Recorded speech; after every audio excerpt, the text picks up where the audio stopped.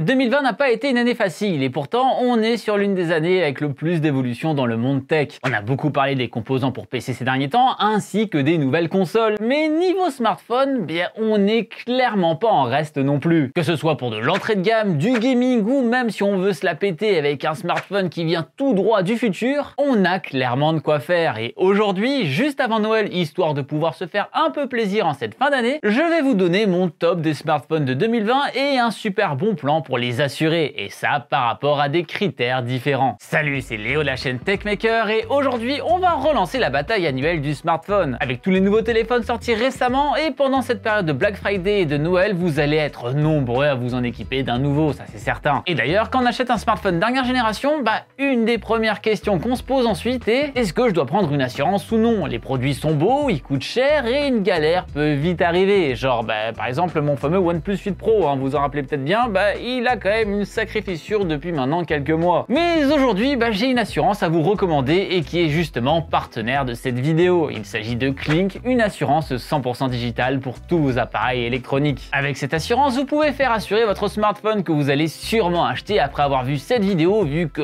de toute façon mon classement est évidemment le seul bon qui existe sur le net. Klink vous permet donc de faire assurer vos objets high-tech dans le monde entier contre les problèmes de casse suite à un accident, un dommage avec des liquides et bien entendu contre les vols. Il vous suffira de vous rendre dans le centre de réparation le plus proche de chez vous, et il y en a 180 centres justement en France métropolitaine. Ils vont essayer de réparer votre téléphone sur 24 heures et si ça prend plus de temps, ils vous prêtent un autre téléphone le temps que le vôtre soit réparé. Et s'il n'est pas réparable car il a été volé par exemple et que réparer un truc qui n'existe plus ce n'est pas trop possible, Klink vous redonne le même modèle ou alors un modèle au même prix si le vôtre que vous aviez avant n'est plus trouvable. Tout se passe directement sur l'application ou sur le site internet klink.fr et un des plus gros avantages de Klink est qu'il est très facile de moduler son assurance. Quand vous savez que votre assurance ne vous servira pas pendant une période, vous pouvez choisir de la désactiver sur l'application et la mettre en mode off et donc faire des économies. Notez bien que l'assurance doit être activée au moins 90 jours, mais ça peut aller très vite vu qu'on peut l'activer par exemple un jour ce mois-ci puis 4 jours le mois prochain, donc finalement c'est pas trop un problème. Et évidemment je parle surtout de téléphone dans cette vidéo vu que c'est le thème ici, mais avec Klink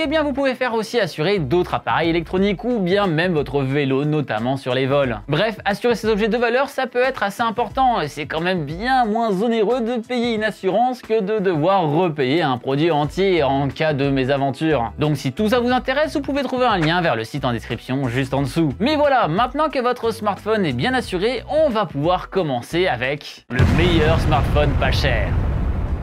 Ici, on va parler de ceux qui ont malheureusement tout dépensé dans la PS5 ou la Xbox Series X, ou alors ceux qui ont leur argent à dépenser autre part, genre dans leur famille. Chacun fait ce qu'il veut, moi j'ai totalement été renié, ça marche très bien depuis. On va tout d'abord voir les modèles en dessous de 200 €. Il y en a toujours plus de marques qui s'intéressent à ce créneau au fil des années, avec toujours des cadors comme Xiaomi, mais aussi un autre qui commence à pas mal arriver sur ce marché, je parle bien sûr de Realme. Et oui, je sais, vous en avez entendu parler un peu partout chez les youtubeurs tech, car tout le monde se fait sponsoriser par eux en ce moment. Mais cette vidéo ne l'est pas du tout, donc pour le coup c'est assez sincère. En effet, les deux modèles que je pourrais vous conseiller ici seraient les Xiaomi Redmi Note 9 et le Realme 7. On va d'abord commencer par Xiaomi avec son Redmi Note 9 qui, comme d'habitude, a tout ce qu'il faut d'essentiel dans un smartphone en 2020. Un Snapdragon 720, 6 Go de RAM, 64 Go de stockage, bref, classico de chez classico, mais ça marche bien. Avec ça, pas de souci pour pouvoir l'utiliser de manière fluide, que ce soit avec des applications ou des jeux classiques. Le Realme 7, quant à lui, se targue de carrément avoir un écran 90 Hz. Bon, sur une dalle IPS LCD, mais le 90 Hz quand même. À côté de ça, on a une batterie ok de 5000 mAh,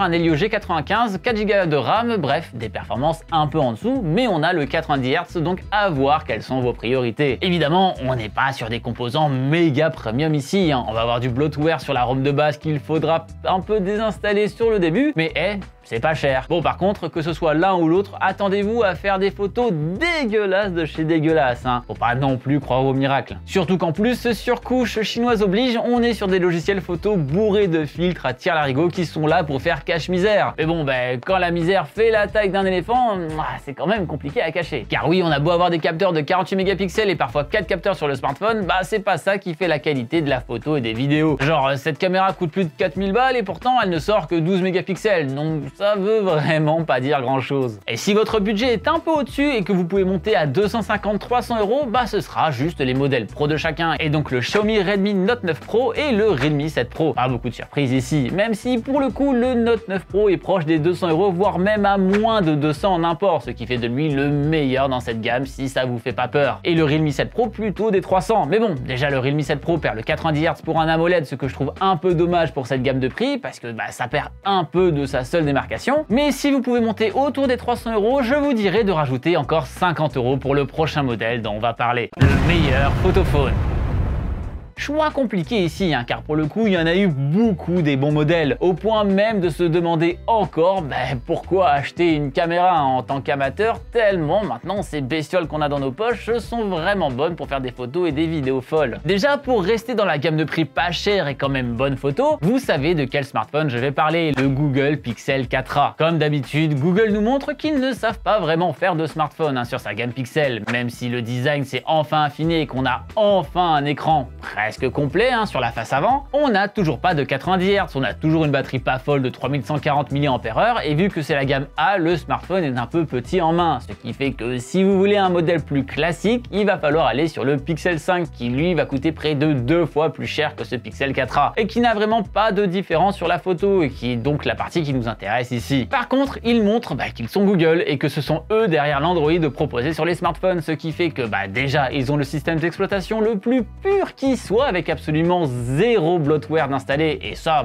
fait quand même plaisir pour les performances, ainsi que l'autonomie de l'appareil. Mais surtout, ils ont beau ne pas avoir le meilleur capteur et surtout un seul et unique capteur, contrairement aux autres smartphones qui ont parfois 3, 4, 5, 6 voire 12 capteurs dessus, ils montrent que ce sont les boss du logiciel et que ce sont eux qui gèrent au mieux ce fameux capteur. Car malgré ce que je viens de vous dire, les clichés fournis sont impressionnants. Que ce soit du portrait, du paysage, de nuit ou autre, les différents algorithmes qui sont appliqués sur l'appareil sublime absolument tout. Et donc vous pouvez réussir à faire de très belles photos qui vont juste atomiser tous les appareils dans la même gamme de prix. Et même de celle du dessus en fait. Bref, à 349 €, ce smartphone est juste imbattable sur le monde de la photo. Et si vous n'avez pas les moyens de mettre plus de 1000 balles dans un smartphone, et mais qu'en même temps vous voulez faire des jolies photos sur Instagram, etc. et pouvoir vous la péter, c'est le smartphone à prendre. Mais maintenant, intéressons-nous au top of the pop. Et là, ça va se battre entre Huawei, Apple et Samsung. Et respectivement avec le Mate 40 Pro, l'iPhone 12 Pro Max et le Note 20 Ultra. Oui, 3 smartphones à plus de 1000 balles, Youpi! C'est pour ça que j'ai parlé quand même du Pixel 4a avant. Évidemment, quel que soit celui de ces 3 modèles que vous choisissez, vous n'allez pas vous tromper et regretter ce choix de toute façon parce que ils sont très bons. Mais on va quand même voir les détails de chacun. Sur cette partie, si j'en avais rien à faire des services Google, j'irais sur le Mate 40 Pro. Si j'ai plus envie de faire de la vidéo que de la photo, ce serait l'iPhone 12 Pro Max. Et si je veux celui qui coche le plus de cases dans chacun des mondes, ce serait le Galaxy Note 20 Ultra, qui en plus d'avoir ces très bons clichés, profite de la gamme Note et donc a aussi son stylet et tout le tintouin, ce qui peut être un plus non négligeable, car même si ce qu'on veut c'est un photophone, on veut quand même aussi un smartphone sympa, sinon autant prendre une caméra, surtout à ce prix on peut peut-être trouver un GH5 quoi. Le smartphone le plus innovant. Est-ce que vous avez vraiment besoin d'avoir un dessin pour savoir ça va être lequel dont je vais parler dans cette vidéo? Oui, vous le voyez juste là, c'est celui que j'utilise en tant que daily actuellement, qui m'a coûté la petite somme rondelette de 2020 € et que pourtant je ne regrette pas tellement je le kiffe. C'est le Samsung Galaxy Z Fold 2 5G, qui a un nom extrêmement long. J'avais déjà pas mal parlé du premier Galaxy Fold de l'année dernière, mais malgré pas mal de soucis, comme notamment le fameux écran qui pète, qui était passé absolument partout sur le net, et le côté un peu prototype de la chose, il était franchement impressionnant. Et pourtant, on se rend vraiment compte à quel point ce smartphone était vraiment un prototype quand on le compare à la bombe qui est ce nouveau que je tiens entre les mains. Pour ses caractéristiques plus classiques, on a la 5G, un écran AMOLED qui tourne à 120 Hz, un Snapdragon 865+, le son stéréo, etc., etc. Pour le coup, assez classique, de très bonnes performances, un peu en dessous sur la qualité photo néanmoins que ce qu'on peut trouver sur l'année. Et d'ailleurs sur ce point, il se fait clairement éclater la tronche par tous les modèles dont on a parlé dans la partie juste avant. Mais son principal intérêt, c'est ce fameux Fold qui fait toute la différence puissance. Et ici, ce qui change par rapport à avant, c'est que ce dernier peut être contrôlé et donc plié comme bon nous semble, ce qui permet une utilisation par exemple en mode petit PC comme ça ou en tente, ce qui peut être pratique dans certaines situations. L'autre gros changement est l'écran frontal qui est enfin utilisable, car comparé à celui du premier modèle, il n'a vraiment plus rien à voir ici. C'est un 25/9 qui est certes assez étroit mais qui suffit largement pour la plupart des tâches et peut donc être utilisé lors des utilisations à une main. Bien sûr, ce qui intéresse le plus, c'est l'écran interne qui permet d'avoir une utilisation en grand écran de ces applications, ou encore de scinder ce dernier pour en avoir 2, 3, voire 4 applications en même temps sur l'écran. Et ça, de manière plutôt confortable, ce qui peut être parfait pour plein de situations et faire gagner en fluidité sans forcément perdre en confort. Ce téléphone est une vraie pépite technologique et clairement, si vous voulez ce qui vous fera sentir le plus dans le futur et vous donnera l'impression que les autres sont encore dans le passé, c'est clairement celui-là. Car malheureusement, les concurrents sur le pliable sont vraiment très peu nombreux, avec Royol qui tente des trucs, on va dire, et Huawei qui fait un modèle qui est certes assez intéressant, le Mate XS, mais qui a toujours ce problème de j'ai pas les services Google et qui en plus de cela est plus cher que lui, ce qui est déjà un exploit. Et ouais, son défaut finalement, c'est toujours le même, le prix, qui lui est la seule chose qui n'a pas évolué depuis le premier modèle, car c'est toujours 2020 € de demander pour cette bestiole. Alors oui, à chaque fois que vous allez le sortir, on va vous demander c'est quoi cette chose, et ça permettra de faire fondre la glace et qui sait, d'être un outil de drague incroyable et extrêmement efficace, car c'est un sujet de discussion intrigant. Mais il va falloir quand même se trouver un sugar daddy quand même avant pour se le procurer, hein. Le meilleur smartphone gaming.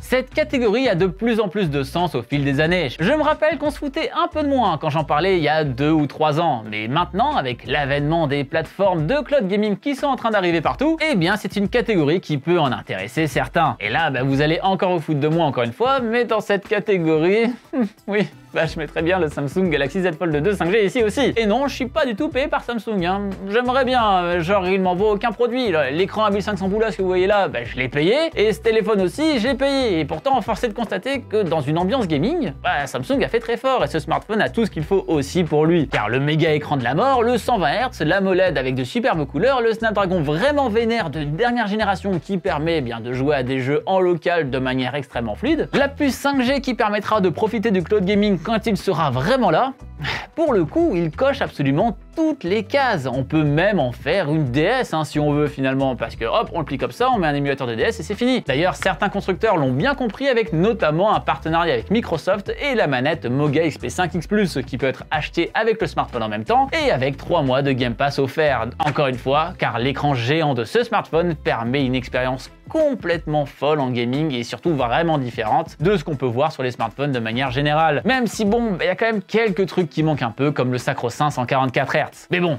blabla, le prix, tout ça, on en a parlé à la partie d'avant, et du coup, même si dans un monde où tout le monde serait Prince Qatari, ce serait le choix que tout le monde devrait faire. Malheureusement, désolé de vous l'apprendre, mais le seul endroit où vous avez des millions, c'est sur GTA V. Et donc, je vais vous donner un autre modèle un peu plus classique et qui reste très efficace pour du gaming. Et pour moi, ce serait le Asus ROG Phone 3 qui possède un écran AMOLED de 144 Hz de son côté. Toujours équipé d'un Snapdragon 865+, ce qu'ont tous les smartphones haut de gamme maintenant, il se différencie avec son écran, son ergonomie logicielle vraiment adaptée pour le gaming, mais aussi ses petites fonctionnalités prévues pour, comme le Air Trigger 3 qui permet d'avoir des gâchettes tactiles sur le smartphone et ainsi avoir des boutons supplémentaires bien pratiques pour les jeux de tir par exemple, comme Fortnite ou Call of Duty. Et tout ça couplé à la latence tactile de 25 millisecondes, ça envoie un max. Surtout qu'en plus on peut lui brancher plein d'accessoires, comme un autre écran pour encore une fois faire une sorte de DS, j'imagine que ça revient à la mode, ou encore un gros ventilateur pour limiter la chauffe de la bête. Après bien sûr, va falloir y mettre le prix ici aussi, si on veut l'expérience complète, et donc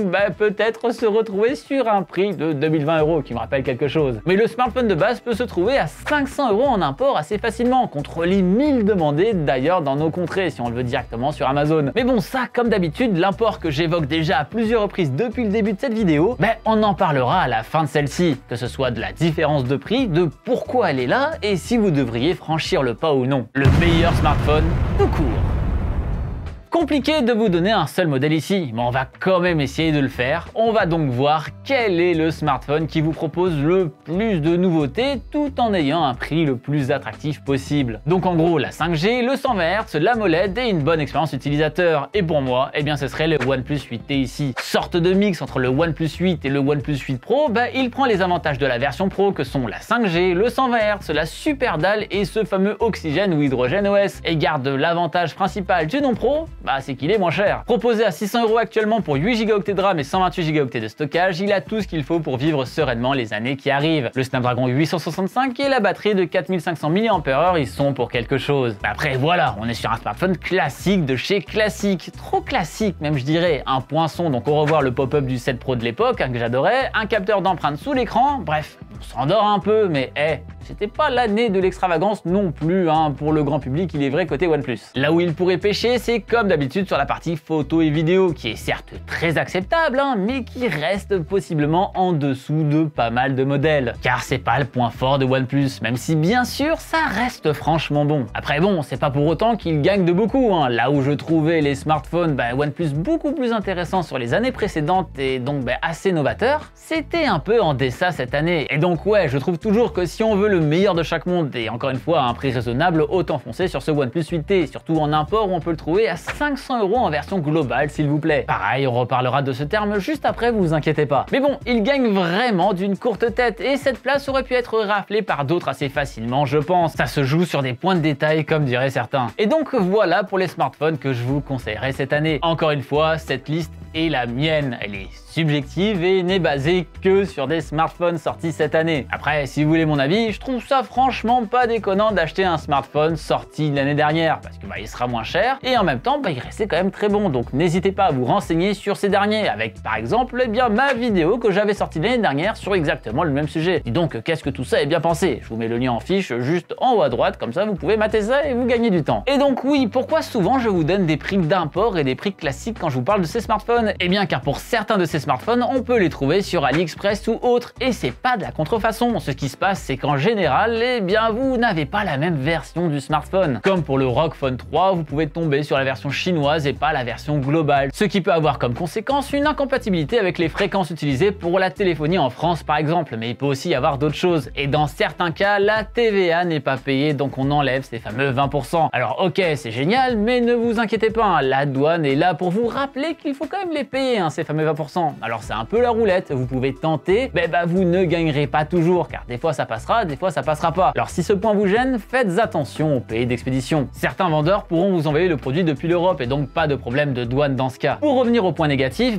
vous perdez aussi la garantie européenne de 2 ans qui peut être pratique si vous êtes malchanceux avec votre smartphone. Bon, c'est quelque chose qu'il faut prendre en compte. Alors du coup, je vous dirais pas de moi-même de prendre en import ou alors de prendre sur Amazon, mais de faire vous-même la balance sur les points positifs et négatifs pour faire votre propre choix. En revanche, vraiment, je vous conseille de toujours prendre les versions globales. Et donc d'ailleurs, je vous laisserai les liens de tous les smartphones dont je vous ai parlé dans cette vidéo en description juste en dessous, et avec à chaque fois que c'est possible le lien classique et le lien en import, comme ça chacun fait son choix. Mais vous alors, c'est quoi votre liste de smartphones pour cette année 2020? Est-ce qu'elle est semblable à la mienne ou alors totalement différente et finalement je suis un gros naze? N'hésitez pas à partager votre top dans les commentaires juste en dessous de cette vidéo, en expliquant pourquoi vous les mettriez dans chaque catégorie. J'espère en tout cas que cette vidéo vous aura aidé dans votre choix et surtout qu'elle vous aura plu. Si c'est le cas, n'oubliez pas comme d'habitude le bon pouce bleu de l'amour juste en dessous et bien sûr de venir me suivre sur les différents réseaux sociaux de l'internet, Twitter, Instagram, tout ça. Surtout que parfois j'y fais gagner des smartphones, donc ça peut être intéressant. N'hésitez pas non plus à partager cette vidéo à tous vos amis qui sont indécis sur le choix de leur smartphone pour demander le bon au Père Noël quand il arrivera cette année s'il n'a pas le Covid. Et bien sûr, si ce n'est pas déjà fait, abonnez-vous à la chaîne en cliquant sur le logo qui vient d'apparaître juste là. C'était Léo de la chaîne Techmaker et surtout, n'arrêtez jamais d'apprendre. Salut!